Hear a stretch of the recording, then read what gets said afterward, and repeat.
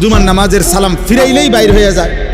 পরের 4 রাকাত নামাজ যে সুন্নাত, এই পরের 4 রাকাত সুন্নাত নামাজ উনি বুঝছে যে হুজুর যেহেতু বেকুব এবং সামনের কাতারের লোকগুলা যেহেতু বোকা আহাম্মকগুলা, এই জন্য এরা 4 রাকাত পড়ে। সালাক মিয়া বাইরে চলে যায়। আচ্ছা আমনে সালাকি নিয়ে আমনে যান, আল্লাহ ভরসা। গিয়া বাতে তো খান, আমরা বাতে খাই।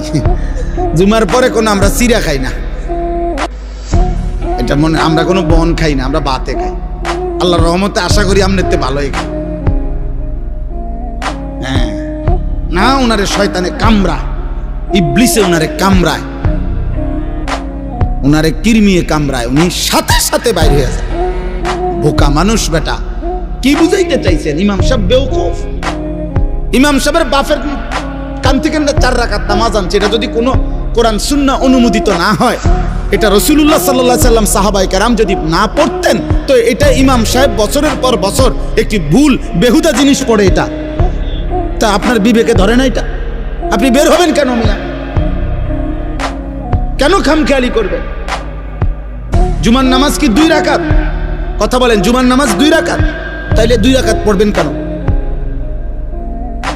আল্লাহ আমাদেরকে বুঝ দান করে।